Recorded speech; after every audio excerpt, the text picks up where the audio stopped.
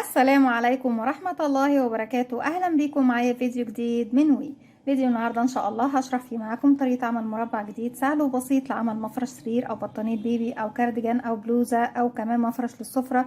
ممكن نكون منه كمان شال مستطيل أو كوفية أو شنطة أو أي حاجة احنا حابين نكونها من مربع. أتمنى يكون سهل وبسيط عليكم وكمان ينول إعجابكم. بسم الله الرحمن الرحيم. مربعنا النهاردة صحيح سهل وبسيط وجميل ومميز في نفس الوقت، لكن هو بيجمع لنا 3 أفكار مختلفة. بيقوم في البداية على تكوين شكل دائري، يعني بكون دائرة مكونة من سطرين، وبرجع تاني فكرة ان انا بحول الدائرة دي لمربع جيراني، وبعد كده بحول المربع الجيراني لمربع أعمدة، وبالتالي بيكون عندنا 3 أفكار مختلفة. بسم الله الرحمن الرحيم. بنبتدي نشتغل مع بعض بخيط صوف متوسط السمك مع إبرة رقم 3.5 ملم. إبرتنا دي بيكون نوعها 3.75، لكن ده عشان نوعها هي، لكن هي ما يعادل 3.5 ملم من الإبر السيليكون والإبر الألومنيوم. بسيب مسافة من الخيط وعلى 2 من الأصابع ابتدي أكون دائرة سحرية، وبداخل الدائرة السحرية هشتغل 12 عمود بلف. بلف الخيط وارجع تاني للخلف واجي تاني للأمام. الخيط مش جنب بعضه، لا عكس بعضه بشكل متقاطع بشكل حرف الاكس. برجع تاني للخلف والف ايدي الناحية التانية.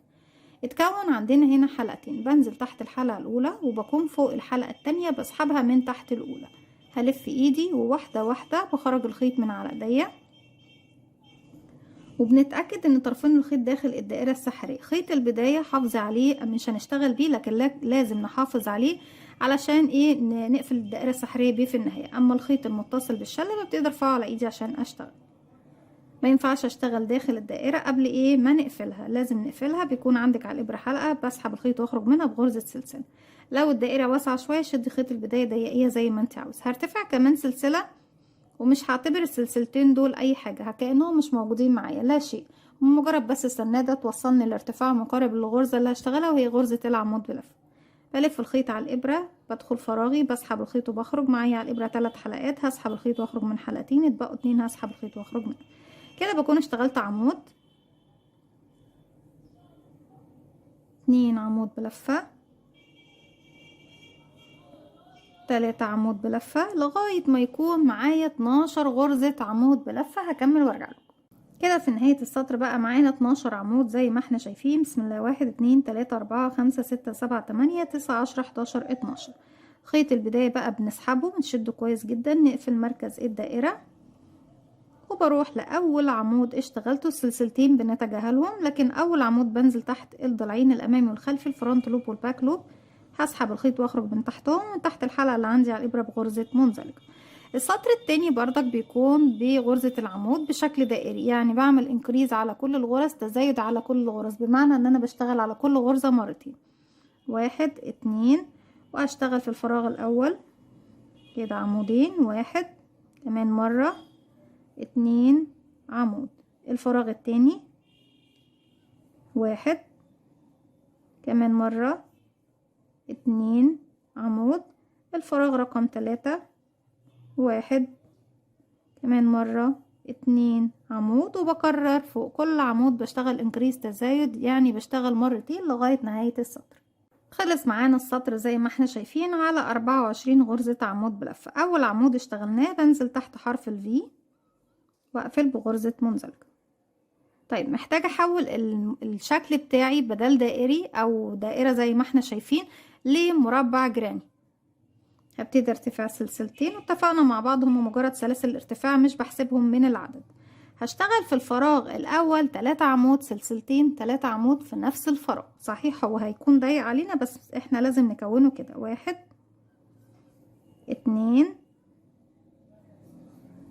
3 1 2 سلسلة، وكمان مرة بشتغل 3 عمود.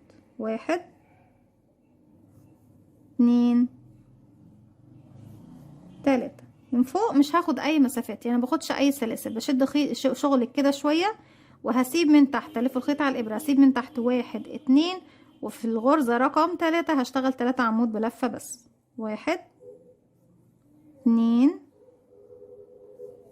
3 في نفس الفراغ. برجع بسيب من تحت 2 فراغ، والف الخيط على الابرة، وبسيب 1 2، وهنا هكون زاوية فيها 3 عمود بلفة، 2 سلسلة، 3 عمود بلفة. 1 2 3 1 2 سلسلة، كمان مرة في نفس الفراغ 3 عمود بلفة، 1 2 3. بلف الخيط على الإبرة من تحت، بسيب 1 2 فراغ، وفي رقم 3 بشتغل 3 عمود بلفة بس، 1 2 3. وبكرر دوت لغاية ما بوصل لنهاية السطر. في نهاية السطر بيكون اتكون معايا ايه؟ مربع الجيراني. بنسيب فراغين ونكون زاوية فيها 3 عمود سلسلتين 3 عمود، بنسيب فراغين ونكون فراغ عادي، يعني بشتغل 3 عمود بلفة بس، بنسيب 2 واشتغل زاوية فيها 3 عمود سلسلتين 3 عمود، بسيب فراغين واشتغل 3 عمود بلفة، بسيب فراغين وارجع لكم تاني نقفل مع بعض بغرزة منزلقة. رجعت لكم تاني كده في نهاية السطر، خلاص سيبنا اخر عمودين من تحت، وهروح فوق اول عمود اشتغلته وبقفل بغرزة منزلق، وبكده بكون كونت ايه؟ مربع جيراني. ودي الفكرة رقم 2 معانا في مربعنا النهاردة. طيب احنا بنشتغل السطر اللي جاي كمان بشكل مربع الجيراني، بمعنى ان انا همشي لغاية الزاوية بمنزلقة، كمان منزلقة، كمان منزلقة، وكده وصلت لغاية السلسلتين. فوق السلسلتين ببتدي تاني اكون 3 عمود سلسلتين 3 عمود بلف، 2 سلسلة، 1 2 3 عمود بلفة، 2 سلسلة، 1 2 3 عمود بلفة، 1 2 و3. طيب كده خلاص خلصنا الزاوية. بلف الخيط على الإبرة، بسيب الثلاث سلاسل من تحت، 3 أعمدة عفوا من تحت، واروح للفراغ اشتغل 3 عمود بلفة، 1 2 3. بلف الخيط على الإبرة، بسيب الثلاث عمود واروح فوق الفراغ اشتغل 3 عمود بس، 1 2 3. هنسيب التلاتة عمود، وهنا السلسلتين الزاوية برجع تاني اشتغل فيهم 3 عمود سلسلتين 3 عمود بلفة فوق السلسلتين، 1 2 3 2 سلسلة 3 عمود بلفة كمان في نفس الفراغ، 2 3. وارجع بقى اكرر على الجوانب الثلاثة الباقية. هنا 3 عمود 3 عمود، زاوية فيها 3 عمود سلسلتين 3 عمود، هنا 3 عمود، هنا 3 عمود، وهنا زاوية فيها 3 عمود سلسلتين 3 عمود 3 عمود 3 عمود. وبرجع لكم تاني نقفل بغرزة منزلقة ونرجع نشتغل السطر الأخير، وهو طبعا الفكرة رقم 3 اللي بنحول مربع الجيراني لمربع أعمدة اللي هو المربع المصمت، ونبتدي كمان نشبك مع بعض في السطر الأخير. رجعت لكم تاني وكده خلاص وصلنا للمرحلة اللي بيعتبروها البنات المبتدئات مرحلة سهلة بالنسبة لهم. هي ايه يا رندا؟ ان احنا بنشتغل فوق كل عمود عمود، وفوق الزاوية بيكون 3 عمود سلسلتين 3 عمود بلف. خلاص مفيش اي تحوير مع الشغل بتاعنا.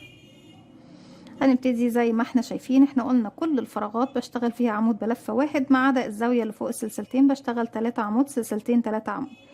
من نفس المكان اللي انا فيه مش محتاجة امشي بمنزلقة، برتفع سلسلتين، وفوق الاعمدة بشتغل اعمدة كده، 1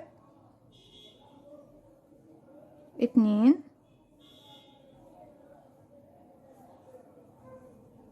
3. نبتدي نشتغل داخل الزاوية 3 عمود، 1 2 3. سلسلتين هناخد منهم كده واحدة، والتانية مش هاخدها، وهروح هجيب بقى المربع اللي قصادي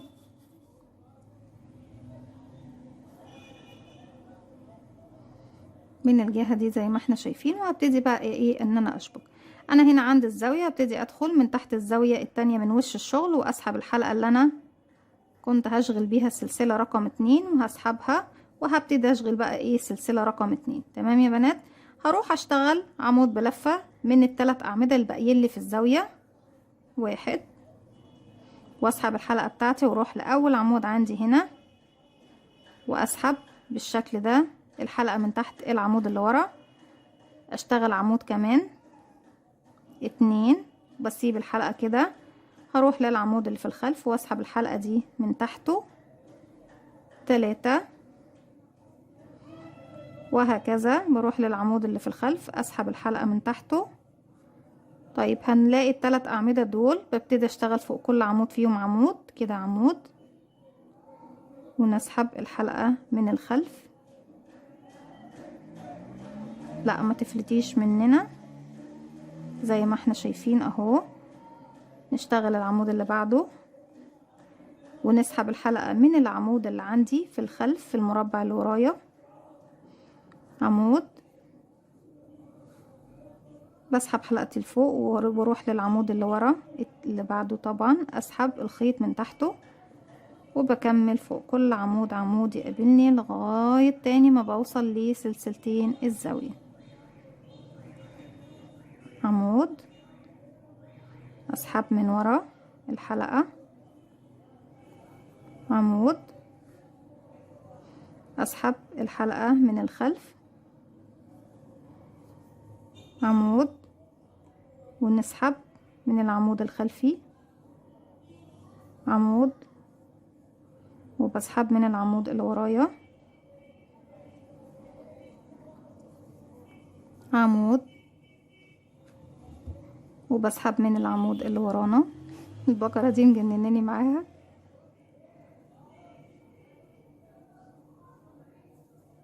عمود، فاضل لنا كده عمودين ونبتدي نشتغل الزاوية. عمود والزاوية،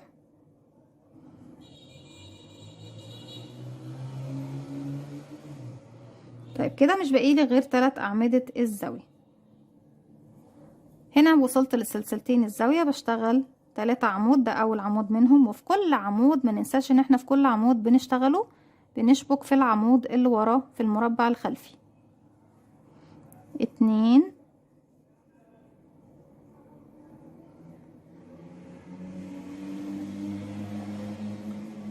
3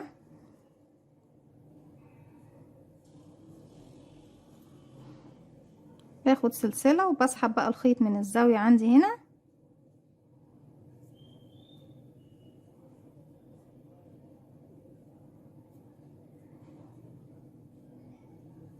زي ما احنا شايفين. وبكده خلاص بقى انا المربع دوت خلاص انا شبكت فيه في الجهة دي، فهبتدي اشتغل بقى في الجهة التانية. 3 عمود الباقيين عندي. لو في مربع تاني كان في الجهة التانية كنت هبتدي اشبك فيه زي ما احنا شايفين بالشكل ده. طريقة التشبيك دي بتكون طريقة لطيفة جدا وبتدينا شكل كده حلقات كده بتكون فوق الشغل. وطبعا انتي بتشبكي بلون من الالوان اللي بتشغلي بيها المفرش، فبيكون في تداخل جميل جدا، مزيج ممتاز جدا من الالوان. اكمل بقى المربع بتاعي بنفس الطريقة، فوق كل عمود عمود عمود عمود عمود، فوق الزاوية بيكون 3 عمود 2 سلسلة 3 عمود، وبنكمل لغاية ما بنوصل لنهاية المربع بنفس الطريقة. بكده بكون وصلت لنهاية فكرتي النهاردة. اتمنى تكون سهلة وبسيطة عليكم وتكونوا استفدتوا منها، واتمنى كمان ان انتوا تنول اعجابكم. ما تنسوش فضلا ليس امرا اذا عجبكم الفيديو تدعموني بلايك وشير وسبسكرايب. استنوني فيديو جديد من وي، وما تنسوش كمان تفعلوا زرار الجرس عشان يوصلكم مني كل جديد. وكمان ما تنسوش تتابعوا صفحتنا على الفيسبوك. السلام عليكم ورحمة الله وبركاته.